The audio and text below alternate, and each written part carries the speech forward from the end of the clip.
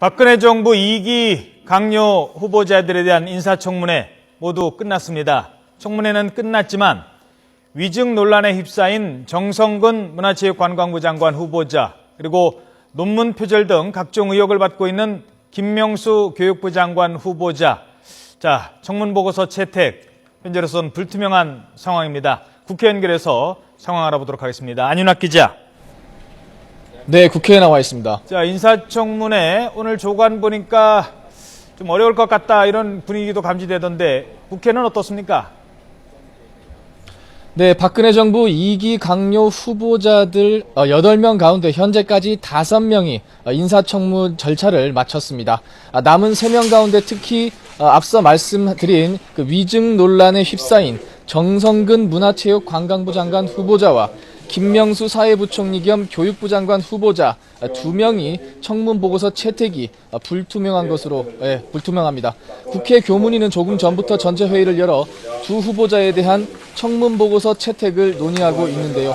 그렇지 않아도 잦은 음주운전 전력으로 물의를 빚었던 정성근 후보자는 이번에는 청문회 위증으로 도마에 올랐습니다. 어제 청문회에서 정 후보자가 지난 1988년 서울 일원동 아파트를 구입했다, 전매 금지 조항을 어기고 편법으로 되팔았다는 의혹이 제기됐습니다. 정 후보자는 오전 답변에서는 실제 거주했다고 말했다가 오후에는 너무 오래된 일이라 기억을 하지 못했다며 결과적으로 거짓말을 하게 됐다고 의혹을 사실상 인정했습니다. 이에 야당 의원들은 정 후보자에게 후보직 자진 사퇴를 촉구하며 반발했고, 여당 의원들은 후보자가 사과했음에도 야당이 청문회를 악의적으로 중단시켰다고 맞서며 청문회는 결국 파행됐습니다. 그런가 하면 김명수 후보자는 논문 표절, 연구비 가로채기 등 각종 의혹에 이어 자질 11호까지 논란이 번지자 여권 내부에서조차 부정적인 기류가 확산되고 있습니다. 청문 보고서가 채택되지 않은 3명 가운데 정종섭 안전행정부 장관 후보자는 오후에 국회 안전행정위원회 회의에서 보고서 채택 여부가 결정될 예정입니다.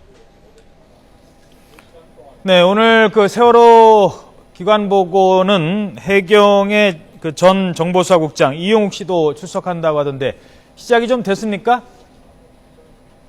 네, 국회 세월호 특위는 조금 전부터 마지막 일정인 종합질의를 진행하고 있습니다.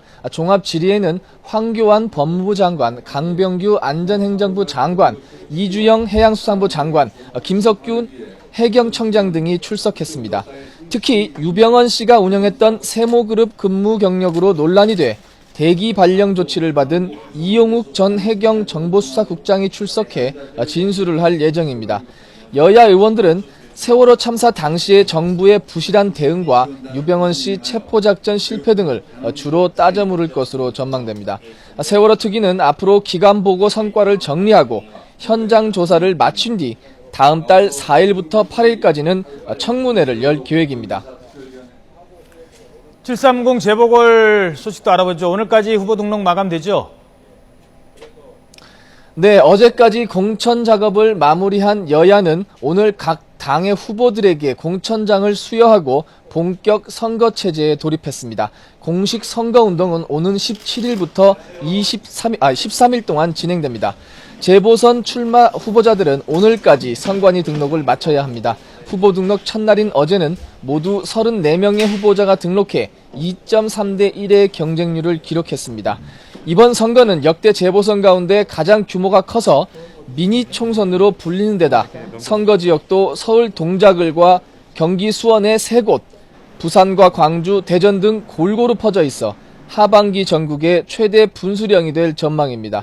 새누리당의 국회 과반 의석 회복 여부도 이번 선거에 달려있어 새누리당은 최소 4곳에서 승리해야 과반이 됩니다. 야권 연대의 성사 여부도 관전 포인트입니다. 이번 선거의 사전투표는 선거일 전주인 금요일, 토요일인 25일에서 26일까지 진행됩니다. 지금까지 국회에서 YTN 안윤학입니다.